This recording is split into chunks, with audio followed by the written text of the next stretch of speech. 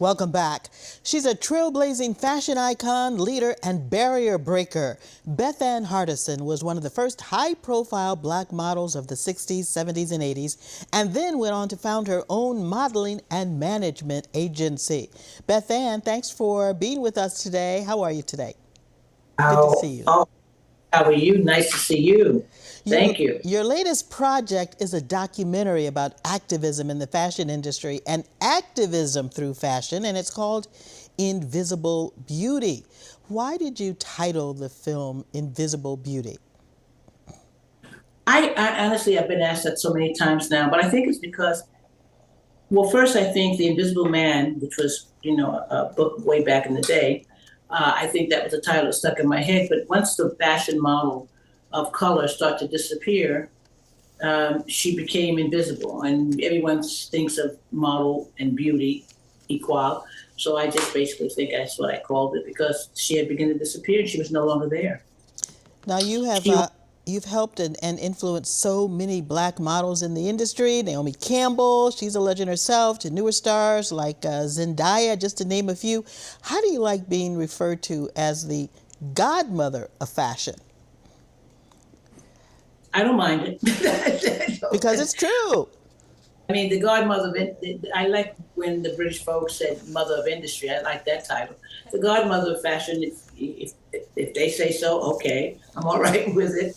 Zendaya really truly was never a model. She was always an actor. And, there are many models that, whether they be black or white, that have always mentored, not mentored, but mostly guided, I would say. And every time I hear Iman in your presence, she's always bowing down to you. She just worships the ground you walk on.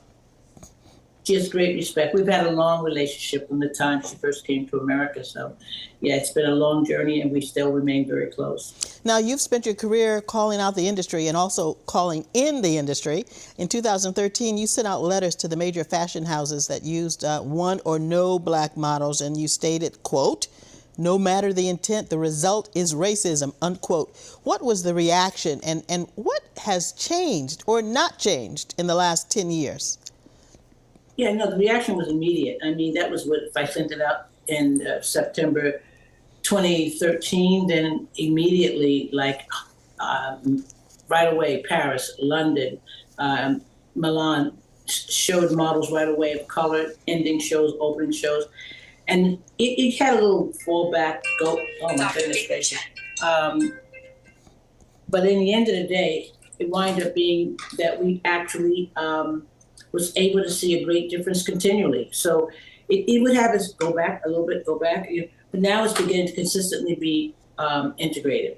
How did you overcome the resistance throughout your career? What is it inside of Beth Ann Hardison that made you continue to fight and be an activist? Well, it's not I'm not a consistent activist. I often tell people activism is it has to remain active. I oftentimes take breaks, lean back, watch what things happen.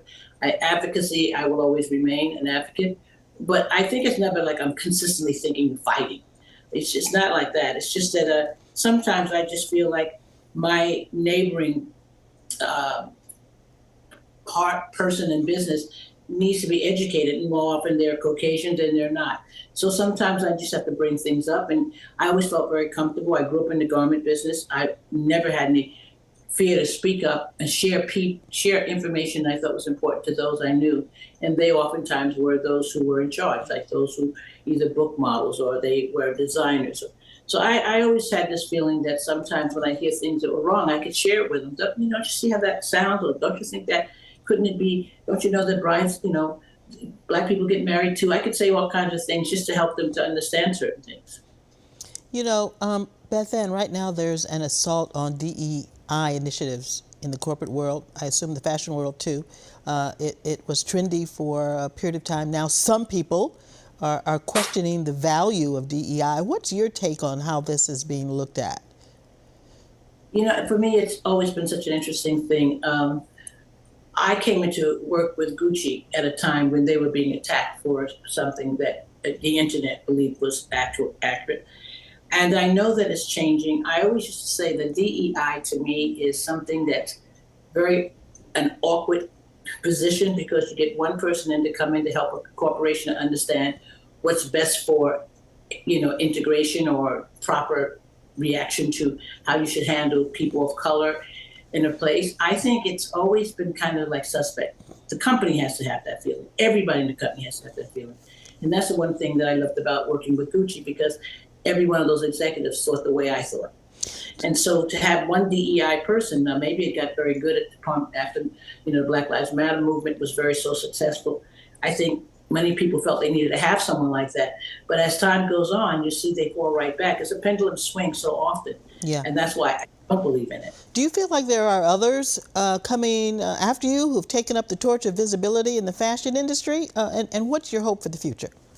The fashion industry is not exactly like the corporations out there that that do the things that they do. The fashion industry is a little different. It's changed so greatly. It is what it is. I don't know what's going to happen with it per se, because right now it is integrated, strongly integrated. The West African models are doing very well in the industry, as well as other girls of color, of all colors, meaning Asian, Latino, Black.